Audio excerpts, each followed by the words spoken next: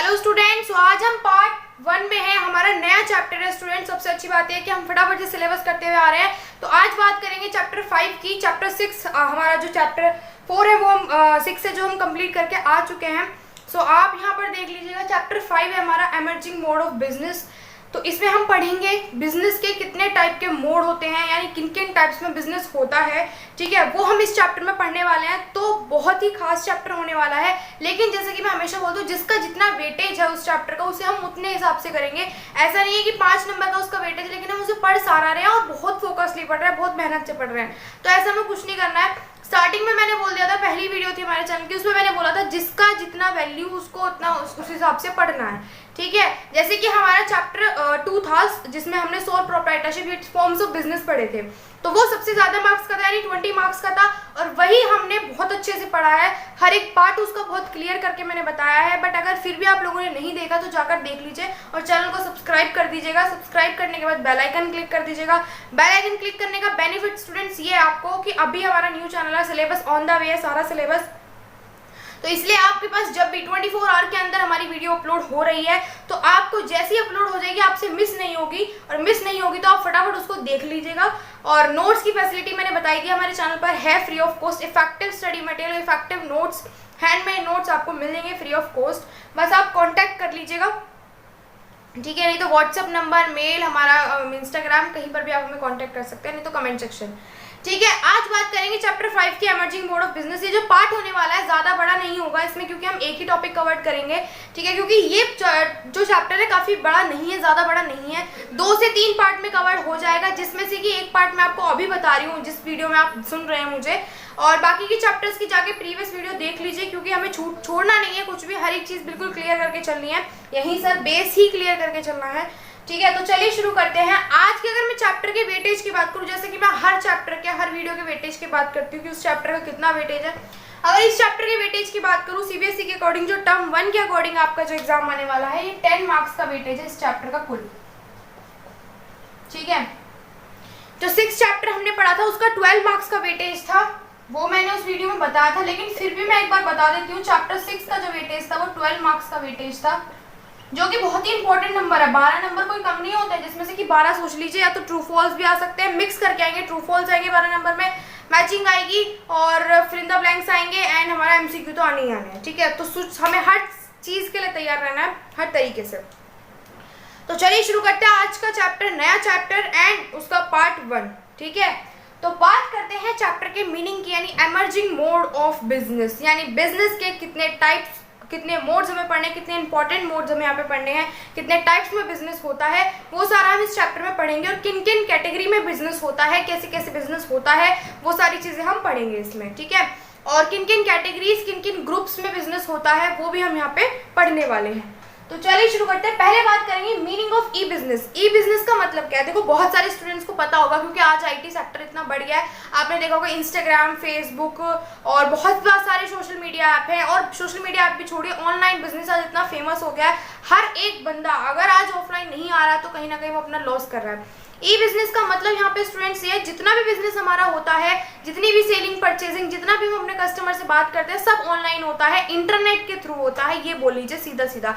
जितनी planning, organising, कितनी भी प्लॉटिंग होगी, जितनी भी टिप्स एंड ट्रिक्स अपनी टीम्स के साथ शेयर की जाएंगे, अपनी कंपनी के लिए जितना भी हम काम करेंगे, प्लानिंग करेंगे, फाइनेंस, जो हमारे फाइनेंशियल रिसोर्सेज है उन्हें इकट्ठा करेंगे, वैसे रिसोर्सेज है उन्हें इकट्ठा करेंगे, अपनी टीम को ट्रेनिंग करेंगे, ट्रेंड करेंगे, अपने प्रोडक्ट मैन्युफैक्चर करेंगे, जितना भी हमारा काम हो रहा है वो सब हमारा ऑनलाइन हो रहा है। ऑनलाइन आपको पता है आज कितना बिजनेस फैल चुका है, चाहे वो कुछ भी हो। प्रॉपर्टी डीलिंग का भी बिजनेस है ना, अगर कुकिंग का भी बिजनेस है, तो कहीं ना कहीं सब ऑनलाइन आ रहे हैं। ऑनलाइन का बेनिफिट बहुत ज्यादा है, लेकिन हमें बेनिफिट की बात नहीं करनी है यहाँ पर। हमें सिर्फ ई कॉमर्स का मतलब जानना है। देखो, कॉमर्स का मतलब क्या है? कॉमर्स का मतलब मैंने चैप्टर 1 के पार्ट 1 में बताया था। कॉमर्स का मतलब है exchange of goods and services between buyer and seller. ठीक है, इसका मतलब ये है with the main motive of earning profit या प्रॉफिट अर्निंग, ये इसका मीनिंग है कॉमर्स का मतलब। कॉमर्स बिजनेस की एक टर्म है, टर्म बिजनेस में से ही निकली हुई है कॉमर्स। ठीक है, उसी का पार्ट है।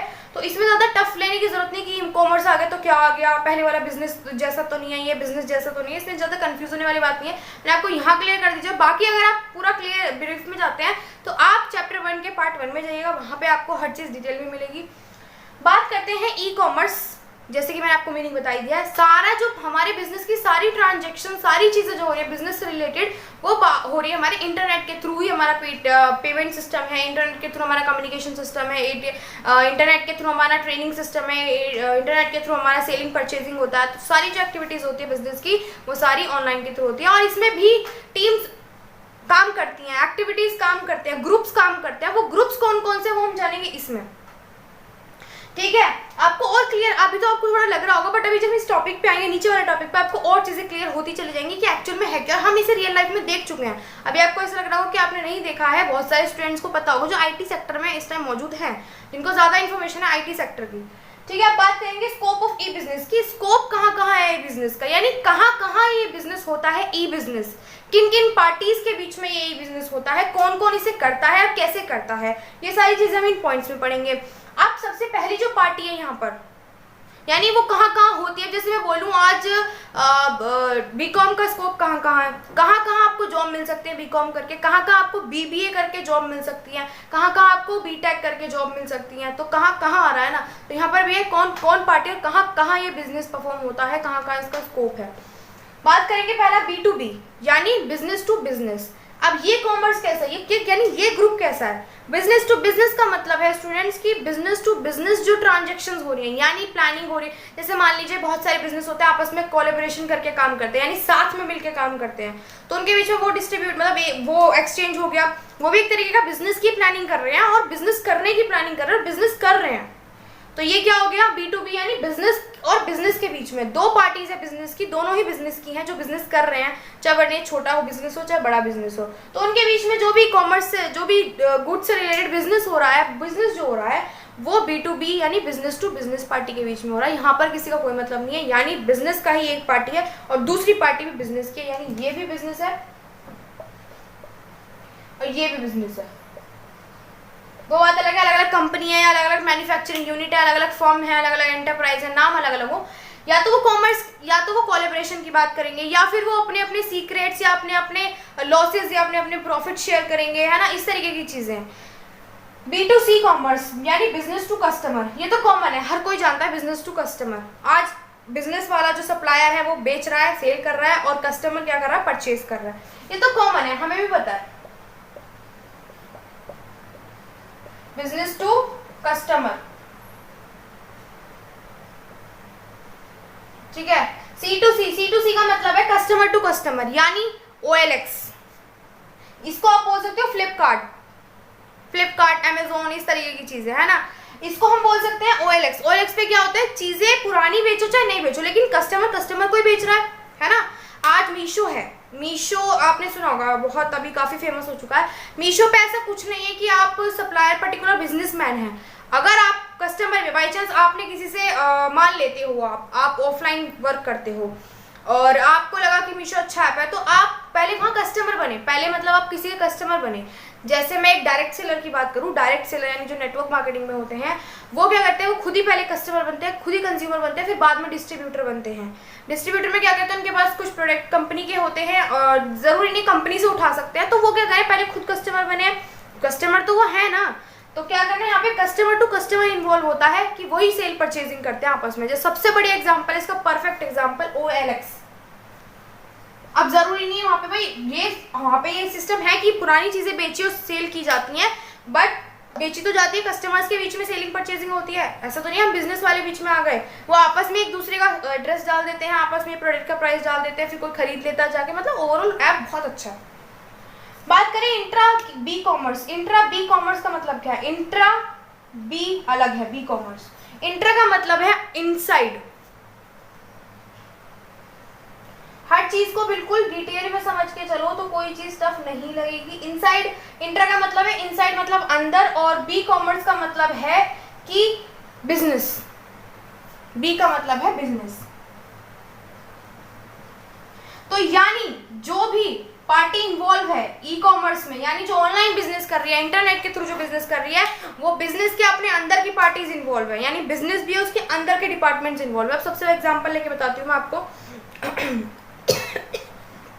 पहला एग्जांपल, जैसे मान लीजिए आज मैं सीए हूँ, किसी कंपनी की CEO हूँ, तो मैंने एक मीटिंग बुलाई डिपार्टमेंट्स के बीच में, जो डिपार्टमेंट्स के हेड हैं, और उसके भी सुपरवाइजर या फोरमैन मैंने बुलाए, एम्प्लॉयज नहीं बुलाए, या पूरा डिपार्टमेंट ही बुला लिया मैंने। 2 डिपार्टमेंट बुलाए और उनके साथ मैंने इंट्रा बी कॉमर्स की प्लानिंग करी। यानी कैसे, जैसे मान लीजिए मार्केटिंग डिपार्टमेंट है, मार्केटिंग डिपार्टमेंट के साथ में क्या मीटिंग करूंगी, उनके प्रोडक्ट बताऊंगी, कैसे आप पैकेजिंग करो, कैसे आप एडवर्टाइजमेंट करो, रेडियो के थ्रू करो या इंस्टाग्राम के थ्रू करो या किसी से करवाओ या किसी एक डायरेक्ट सेलर से करवाओ। तो कुछ ना कुछ मैं उनके साथ मीटिंग कर रही हूँ, चाहे इंटरनेट पे कर रही हूँ चाहे ऑफलाइन कर रही हूँ, लेकिन मैं अपने बिजनेस के अंदर के लोगों से ही बात कर रही हूँ, बिजनेस ही बात कर रहा है उनसे। यानी मैं भी कंपनी की पार्ट हूँ और वो लोग भी कंपनी के पार्ट है, यानी इनसाइड की बात हो रही है। मैं बात कर रही हूँ, मैं सीईओ हूँ कंपनी की, इसलिए मैं बात कर रही हूँ। वो डिपार्टमेंट के हेड है और डिपार्टमेंट के एम्प्लॉयज है, डिपार्टमेंट के सुपरवाइजर है, डिपार्टमेंट के फोरमैन है, उनके साथ बात कर रही हूँ कुछ प्लानिंग रिलेटेड कि अपने बिजनेस की कैसे ग्रोथ कर सकती हूँ, या कैसे नए कस्टमर हम ला सकते हैं, या पुराने कस्टमर्स का कैसे हम ट्रस्ट बिल्ड कर सकते हैं, या अपने प्रोडक्ट को कैसे इंप्रूव कर सकते हैं, उसकी पैकेजिंग कैसे इंप्रूव कर सकते हैं, उसकी एडवर्टाइजमेंट कैसे, यानी ओवरऑल मिला के मैं अपने लोगों से ही बात कर रही हूँ, अपनी कंपनी के लोगों से ही बात कर रही हूँ। तो यहाँ पर क्या हो रहा है, इंट्रा बी कॉमर्स, यानी बिजनेस से रिलेटेड वहाँ पे अंदर इनसाइड द बिजनेस हम वहाँ पे मीटिंग कर रहे हैं with in company employees and हमारे जो डिपार्टमेंट्स के हेड हैं। तो ये हमारा टॉपिक था स्टूडेंट्स। अगर समझ में, मैं मानती हूँ कि ज़्यादातर जो स्टूडेंट्स को टफ लगता है, ये लगता है और एक फर्स्ट वाला लगता है, तो घबराने की जरूरत नहीं है, ना टेंशन लेने की जरूरत है, क्योंकि यहाँ क्लियर कर लीजिएगा। अगर समझ में नहीं आया तो कमेंट सेक्शन में मेंशन कर दीजिएगा अपना डाउट, ताकि मैं नेक्स्ट, नहीं तो आपको पर्सनली, नहीं तो आपके लिए स्पेशली वीडियो बना दूंगी इस टॉपिक से अलग से, क्योंकि क्लियर होना बहुत ज़रूरी है। तो चैनल को सब्सक्राइब कर दीजिएगा। आज की वीडियो में बस इतना ही, और जैसे कि मैंने बोला, वीडियो के बारे में ज़रूर बताइएगा, और अगर कोई डाउट है तो उसे भी मेंशन कर दीजिएगा। नेक्स्ट पार्ट में मिलेंगे, पार्ट 2 में मैं पार्ट 1 का लिंक हमेशा डाल के रखती हूँ, पिछली वाली पुरानी वीडियो का। नई वीडियो में पिछली वाली पुरानी वीडियो का लिंक ज़रूर डाल देती हूँ, ताकि स्टूडेंट को कोई प्रॉब्लम ना हो। तो students, thank you for watching the video.